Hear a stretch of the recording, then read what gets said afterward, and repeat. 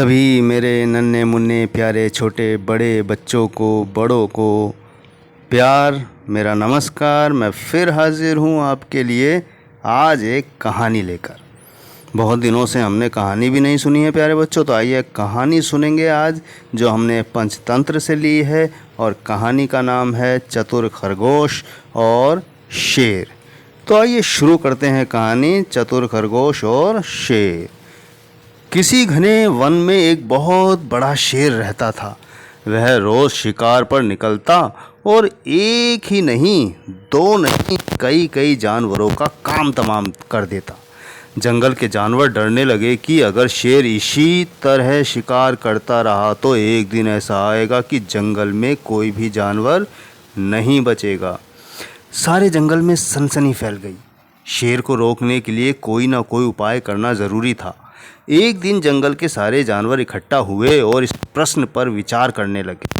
अंत में उन्होंने तय किया कि वे सब शेर के पास जाकर उनसे इस बारे में बात करें। दूसरे दिन जानवरों के एक दल शेर के पास पहुंचा। उनको अपनी ओर आते देखकर शेर घबरा गया और उसने गरज कर पूछा, क्या बात है, तुम यहाँ सब क्यों आ रहे हो? जानवर के दल के नेता ने कहा, महाराज, हम आपके पास निवेदन करने आए हैं और हम आपकी प्रजा। जब आप शिकार करने निकलते हैं तो बहुत जानवर मार डालते हैं, आप सबको खा भी नहीं पाते। इस तरह से हमारी संख्या कम होती जा रही है। अगर ऐसा ही होता रहा तो कुछ ही दिनों में जंगल में आपके सिवाय और कोई भी नहीं बचेगा। प्रजा के बिना राजा भी कैसे रहता है या रह सकता है? यदि हम सभी मर जाएंगे तो आप भी राजा नहीं रहेंगे। हम चाहते हैं कि आप सदा हमारे राजा बने रहें। हम आपसे हमारी विनती है कि आप अपने घर पर ही रहा करें। हर रोज़ स्वयं आपके खाने के लिए एक जानवर भेज दिया करेंगे। इस तरह से राजा प्रजा दोनों ही चैन से रह सकेंगे। शेर को लगा कि जानवरों की बात में सच्चाई है। उसने पल भर सोचा, फिर बोला, अच्छी बात है, मैं तुम्हारे सुझाव को मान लेता हूँ, लेकिन याद रखना, अगर किसी भी दिन तुमने मेरे खाने के लिए पूरा भोजन नहीं भेजा तो मैं जितने जानवर चाहूँगा मार डालूँगा। जानवर के पास तो और कोई चारा नहीं, इसलिए उन्होंने शेर की शर्त मान ली और अपने अपने घर चले गए। उस दिन से हर रोज़ शेर एक जानवर भेजा जाने लगा। इसके लिए जंगल में रहने वाले जानवरों में से एक एक जानवर बारी बारी से चुना जाता था। कुछ दिन बाद खरगोशों की बारी भी आई। शेर के भोजन के लिए एक नन्हे से खरगोश को चुना गया। वह खरगोश जितना छोटा था उतना ही चतुर भी था। उसने सोचा, बेकार में शेर के हाथों मरना मूर्खता है। अपनी जान बचाने का कोई ना कोई उपाय अवश्य करना चाहिए और हो सके चाहिए जिससे शेर को या सभी को इस मुसीबत से सदा के लिए छुटकारा मिल जाए। आखिर उसने तरकीब सोच ही निकाली। खरगोश धीरे धीरे आराम से शेर के घर की ओर चल पड़ा। जब वह शेर के पास पहुंचा तो बहुत देर हो चुकी थी। भूख के मारे शेर का बुरा हाल हो रहा था। जब उसने सिर्फ एक छोटे से खरगोश को अपनी ओर आते देखा तो गुस्से से भौंक उठा और गरज कर बोला, किसने तुम्हें भेजा है? एक तो पिद्दी जैसे हो, दूसरे इतनी देर से आ रहे हो। जिन बेवकूफ़ों ने तुम्हें भेजा है मैं उन सबको ठीक करूँगा। एक एक का काम तमाम ना किया तो मेरा नाम भी शेर नहीं। नन्हे खरगोश ने आदर से ज़मीन पर झुककर कहा, महाराज, अगर आप कृपा करके मेरी बात सुन ले तो मुझे या और जानवरों को दोष नहीं देंगे। वे तो जानते थे कि एक छोटा सा खरगोश आपके भोजन के लिए पूरा नहीं पड़ेगा, इसलिए उन्होंने 6 खरगोश भेजे थे। लेकिन रास्ते में हमें एक और शेर मिल गया।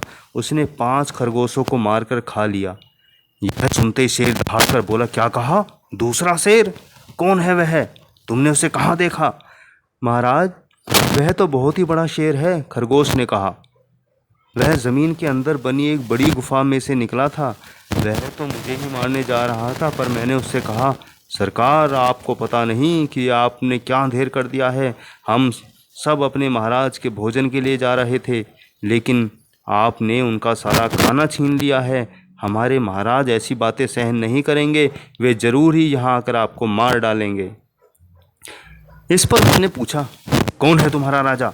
मैंने जवाब दिया, हमारा राजा जंगल का सबसे बड़ा शेर है। महाराज, मेरे ऐसा कहते ही वह गुस्से से लाल पीला होकर बोला, बेवकूफ, इस जंगल का राजा सिर्फ मैं हूँ। यहाँ सब जानवर मेरी प्रजा हैं। मैं उनके साथ जैसा चाहूँ वैसा कर सकता हूँ। जिस मूर्ख को तुम अपना राजा कहते हो, उस चोर को मेरे सामने हाजिर करो। मैं उसे बताऊंगा कि असली राजा कौन है। महाराज, इतना कहकर शेर ने आपको लिवाने के लिए मुझे यहाँ भेज दिया। खरगोश की बात सुनकर शेर को बड़ा गुस्सा आया और वह बार बार गरजने लगा।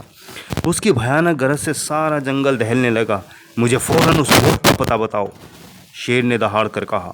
जब तक मैं उसे जान से ना मार डाल दूंगा, मुझे चैन नहीं मिलेगा। बहुत अच्छा महाराज, खरगोश ने कहा, मौत ही उस दुष्ट की सज़ा है। अगर मैं और बड़ा और मजबूत होता तो मैं खुद ही उसके टुकड़े टुकड़े कर देता। चलो, रास्ता दिखाओ, शेर ने कहा। फौरन बताओ किधर चलना है। इधर आइए महाराज, इधर। खरगोश रास्ता दिखाते हुए शेर को एक कुएं के पास ले गया और बोला, महाराज, वह दुष्ट शेर ज़मीन के नीचे किले में रहता है। जरा सावधान रहिएगा, किले में छुपा दुश्मन खतरनाक होता है। मैं उससे निपट लूँगा, शेर ने कहा। तुम यह बताओ कि वह कहाँ है। पहले जब मैंने उसे देखा था तब वह यहीं बाहर खड़ा था। लगता है आपको आता देखकर वह किले में घुस गया। आइए, मैं आपको दिखाता हूँ। खरगोश ने कुएं के नज़दीक आकर शेर से अंदर झांकने के लिए कहा। शेर ने कुएं के अंदर झांका तो उसे कुएं के पानी में अपनी परछाई दिखाई दी। परछाई को देखकर शेर जोर से दहाड़ा। कुएं के अंदर से आती हुई अपने ही दहाड़ने की गूंज सुनकर उसने समझा कि दूसरा शेर भी दहाड़ रहा है। दुश्मन को तुरंत मार डालने के इरादे से फौरन कुएं में कूद पड़ा। कूदते ही पहले तो वह कुएं की दीवार से टकराया, फिर धड़ाम से पानी में गिरा और डूबकर मर गया। इस तरह चतुराई से शेर की छुट्टी पाकर नन्हा खरगोश घर लौटा। उसने जंगल के जानवरों को शेर के मारे जाने की कहानी सुनाई। दुश्मन के मारे जाने की खबर से सारे जंगल में खुशी फैल गई। जंगल के सभी जानवर खरगोश की जय जयकार करने लगे। प्यारे बच्चों, तो देखा प्यारे बच्चों, मुसीबत से घबराना नहीं चाहिए। अगर थोड़ा सा बुद्धि और दिमाग का इस्तेमाल करेंगे तो हम किसी भी तरह की मुसीबत से छुटकारा पा सकते हैं। तो हमें इससे सीख मिलती है प्यारे बच्चों की घोर संकट की घड़ी में भी हमें सूझबूझ और चतुराई से काम लेना चाहिए।